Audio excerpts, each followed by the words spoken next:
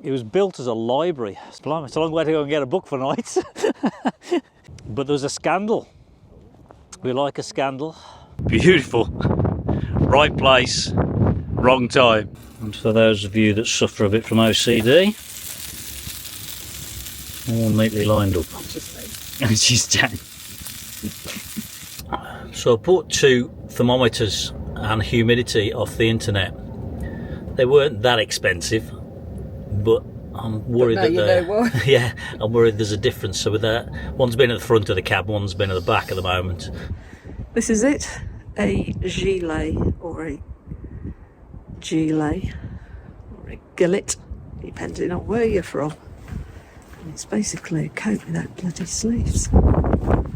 And we spotted that Twix and Bounty Bar were in stock, so we helped further to support this local business. Well, they somehow managed to trigger the security line, but on this occasion no arrests were made. Car park only. Shit. Well, he's got goods vehicle only. I think he's lost as well. Stu's gone off to put his mind at ease.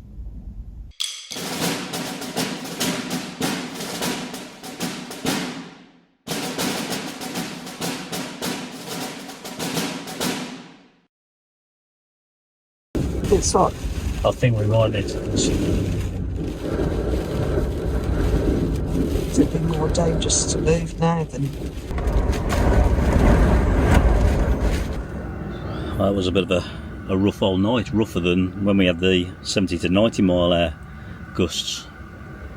I mean, the weather radar said it was sort of 40 to 50 mile an hour winds. But I think where we're parked is really bad. Beautiful, but bad in that I think it was gusting way above that. So much so the skylights, the covering that we have over the skylights that we pull over was just, from the pressure was bending up and down. It came out the slots as well at the time.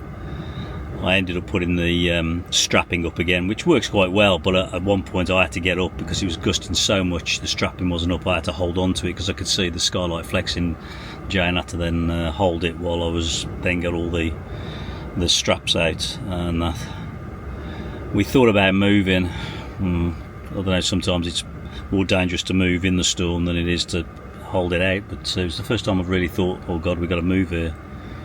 Bit of a stupid place to park, probably. That's a lesson learned. So we didn't get much sleep. Probably, I don't know. We were certainly up at 1, 2, 3 o'clock. We probably only had about 3 hours, 4 hours broken sleep though with that, because we were sort of waking every half hour. And every time you think it's gone, it comes back again. Plus the radar's changed as well. We noticed overnight that obviously the wind shifted, so where it's supposed to calm down this morning, it hasn't. It's still gusting around, and certainly the van was shaking. But we live. That's what we came for, to test us. I must admit, I hadn't realised the skylight lets quite a bit of draft in, so having that cover shut is probably, and insulate is probably quite a good thing. The only problem there is you've got to make sure you've got enough ventilation in the van, I suppose. But I think at certain times I'm going to have a look to maybe put a temporary cover over there, because obviously you've got the heater on, the heat's just going straight up and through it. So I'll have to look into that. But there's enough other gaps in the van, I think, that wouldn't be a problem, except for when you're cooking, of course. As you can see, we're right on the corner here, so I think we're catching the winds coming up from the valley below. Beautiful. Right place, wrong time.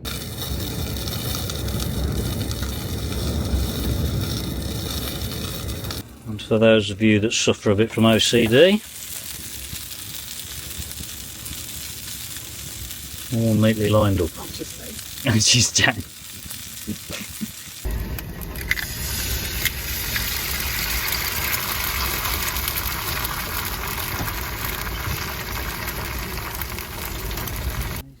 After last night, we needed and felt we deserved some comfort food.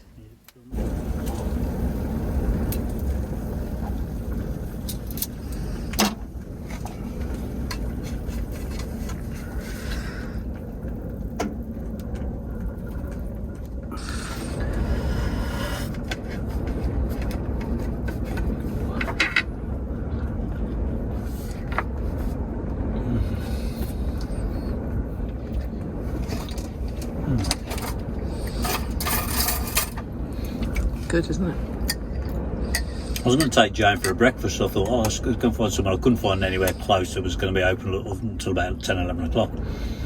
And, we want it now. I thought, I've got some sausages. You know what? It's the best place for it, isn't it? Yeah. Perfect view. I've spit it, but my mouth is full of it. It tastes, these baps are really nice, aren't they? Got a bit of egg leakage. Well done.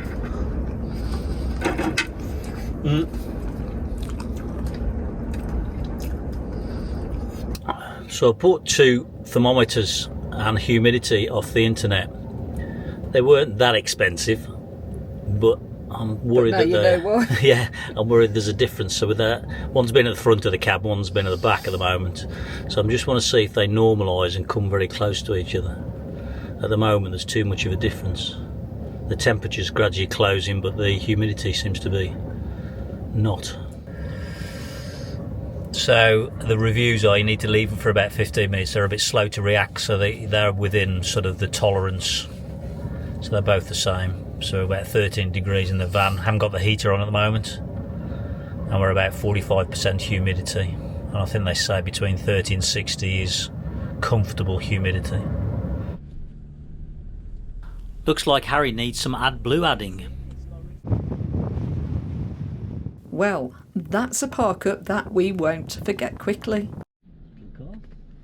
And having survived the night, we also have a sense of excitement and satisfaction that a memory has definitely been achieved. Again, it's what we hoped for when we came on this winter trip. We need a slow day, so we're heading just up the road to that National Trust place that we mentioned in the last episode. And it's a beautiful morning. The storm has left a crisp and fresh view in its wake. So we're at the Mussenden Temple and Downhill Dimensne? Oh, I haven't got a clue how you pronounce that.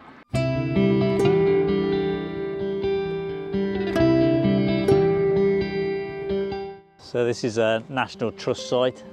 So if you're members, it's free to park. Otherwise you'll have to pay a fee. There's a small coffee shop. There's no toilets or anything. And there's a small path walk around the downhill house and to what's called the Mussenden Temple. So after the storm, we're just having a small walk round. I don't think we'll be doing much today. I think we're both tired, so this will suit us.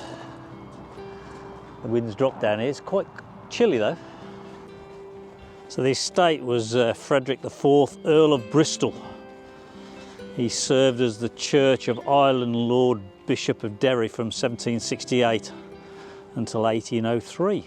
So apparently the word demesne is used throughout Ireland to indicate the part of the estate that was usually enclosed by a demesne wall and was for the use of the landowner only. So I guess it's his personal properties. So this was the home to the Earl Bishop, as he was known. It was built in around 1780. It had 3 stories, south-facing front, which you can see today. Wow, what a view that is.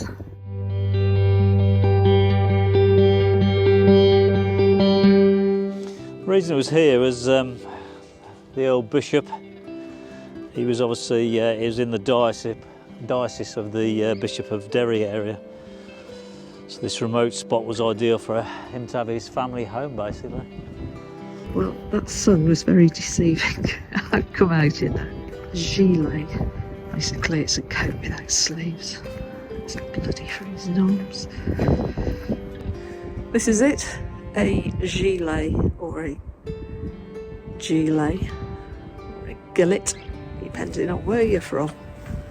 It's basically a coat without bloody sleeves.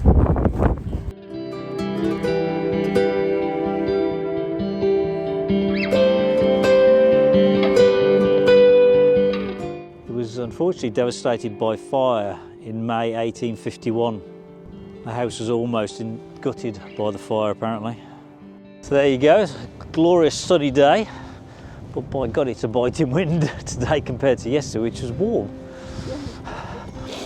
And 24 hours later, it feels like it could almost freeze at some point. So apparently this is one of the most photographed places in Ireland, believe it or not. Yeah, it was built again around 1783 by the Earl Bishop. It was actually based on the Temple of Vesta in Italy, so it's an Italian inspired. But apparently this temple was a lot closer to the cliffs, and the cliffs have eroded. Yeah. And apparently you used to go down here with a carriageway and go around it. But the cliffs have gradually eroded back, apparently, and they've had to do some strengthening work to stop it eroding further, otherwise they'll lose it. It was built as a library, so fancy going down here to read a book, eh? Blimey, it's a long way to go and get a book for nights. But there was a scandal. We like a scandal. Apparently he built it as a wedding gift for his niece, of whom he seemed to be extremely fond, and there's a scandal. Housing his celebrated library, the temple was supposed to be a place where his niece, when she visited, could retire. Make of that what you will. Some say the Earl Bishop, he's gossip for you, and his niece were far too close. Without actually naming them, the Freeman's Journal suggested that the relationship between them was not altogether proper. Yeah. Although this was later denied in print. It was said that she was so upset by the scandal, it affected her niece's health. Although there's never been any proof that it was obviously part that contributed to her death.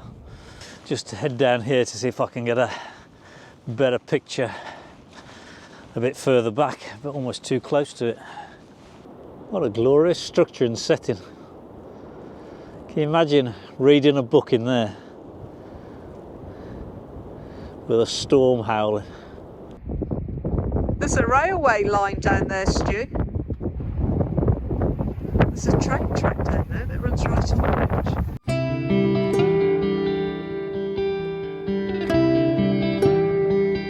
We're heading back to Harry following the circular walk.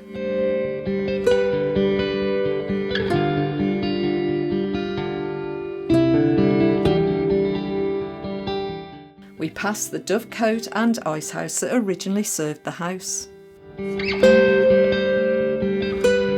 This was their source of meat. And it made us think, when did chickens replace doves as the main bird meat source?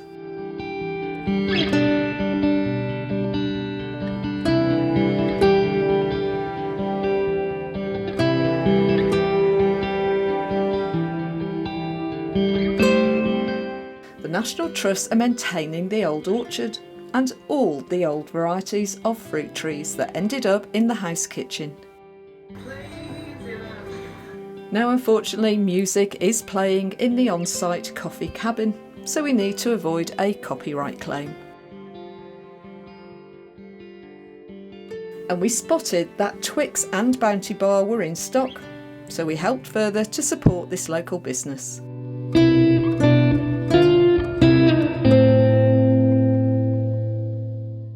They even provide blankets if you're cold, which is really thoughtful. So you've got an outside sale area. Well, we highly recommend Al's Coffee Bar here. Jan had a latte and I had a hot chocolate, and it was superb. So definitely support her. And that's Lionsgate. This was the second entrance to the estate and is locally called the Lion Gates. However, if you look closely, you'll see that they are great collared Mastiff dogs that the eccentric Earl Bishop allowed to run freely in the buildings and grounds.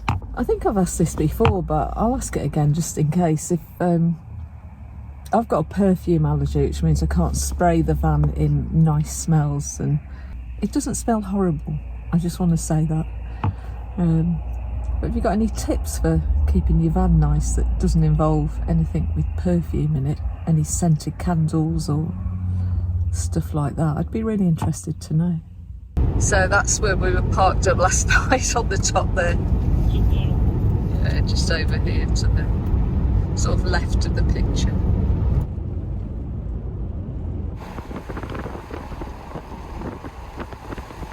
The first exit onto A37. Stu wants to get the AdBlue to cross it off his list.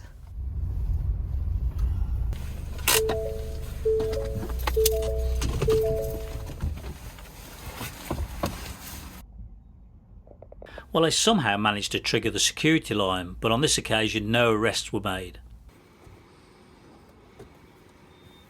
As ever, the AdBlue was quite expensive, but I don't have space to carry any in Harry, so I just have to buy it on the go.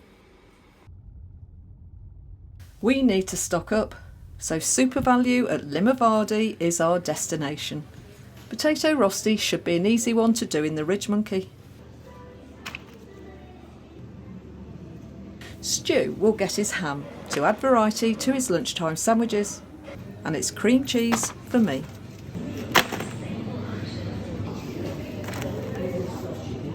And Stu is going to hate this, but I have opted for the healthier turkey sausages. And there's some interesting local quick meals on offer.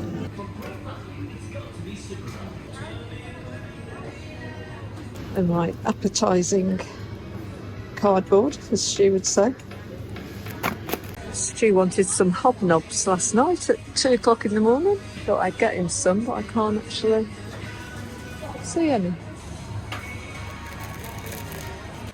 But that'll do for this shop. No, wait a minute. That's not what we want to see. We've hit the traffic getting into Derry, and last night's storm is catching up on us. In a quarter of a mile, enter the roundabout and take the second exit onto Clinny Road. Big as well, isn't it? Yeah. Big plot. I forgot to. Massive plot, double garage. Doesn't look like 2 rows. There's 2 rows coming this way though. Yeah. There's 3 actually. Yeah, there's 2. 3 because one's coming round and 2 are going the other way. Oh, there's 3. Yeah. Let's see what this car. Oh no, it's 2 lanes. It's 2 lanes okay. going round. Okay. It's bigger than you think. Yes. Yeah, 2 roads. Turn right now and then enter the Some roundabout space. and take the first exit. He wants space. Give him space. Because it's still green. Yeah. Just saying. Wow. In 1/10 of a mile, enter the roundabout and take the first exit. Yes, you're all right. It's like a first exit. Stay in lane, stay in lane. Okay, let's ignore that then. In 2/10 of a mile, turn right onto Forum Road. Car park only. Shit. Well, he's got goods vehicle only. I think he's lost as well. Just watch. And we're lost trying to get to a car park that we've identified. A police car coming to pick us up. Oh no, it's an ambulance.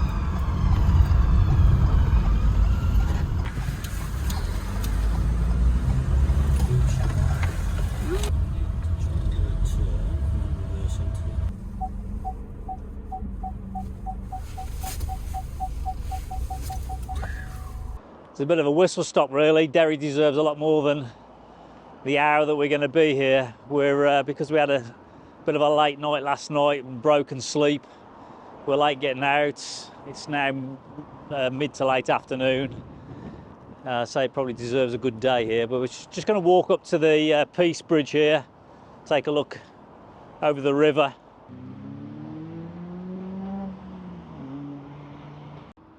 The Peace Bridge opened in 2011 and is indeed a symbol of peace. It's now an embedded structure in the local community's lives, serving cyclists and walkers to cross the River Foyle below. We've admitted defeat a bit. We're both really tired. We've just walked over the Peace Bridge. Yeah, well, we probably had about 3 or 4 hours sleep last night. Yeah, if that. It's too late in the day to start exploring a city. Yeah, it's a shame. Really wanted to see it. I don't really want to hang around here, I'd rather move up onto the wildlife way. So we're heading for a park up now. I think we'll see if we can drive through the centre. We'll be able to see some stuff on the way. Yeah.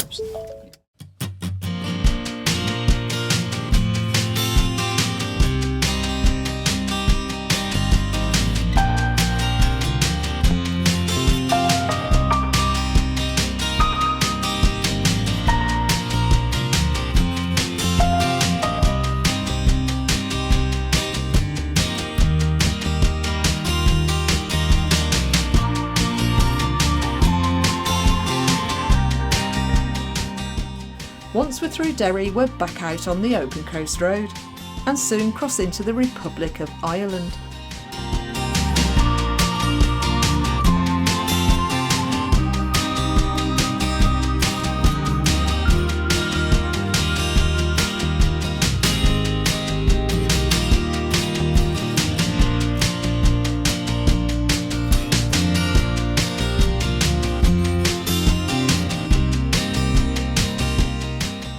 And this is our first target park up for the night off Park the Night. And Stu seems a little hesitant. Stu's gone off to put his mind at ease.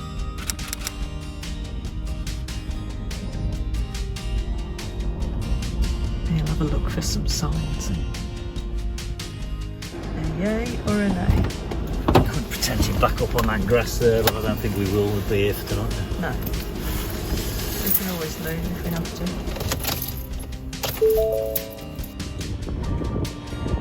Gonna get out of there very carefully.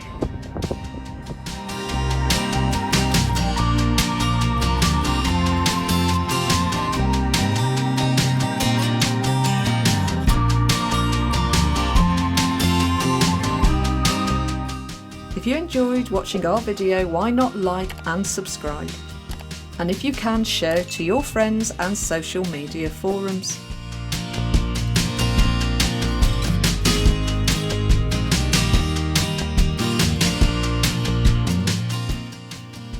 Looks like I'm upsetting the locals.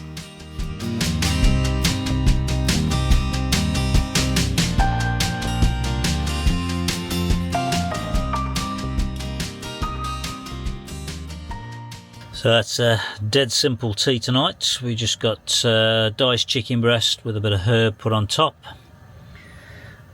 And then we're just going to add to it peppers and onions with a, I don't know if you can see that, a Mr.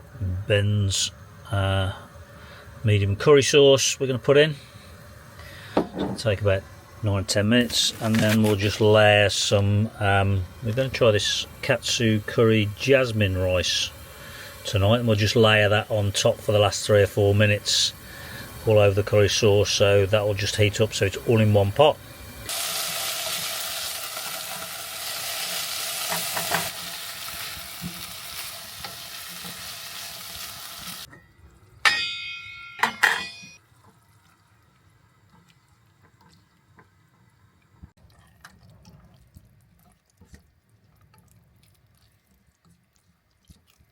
That's the result.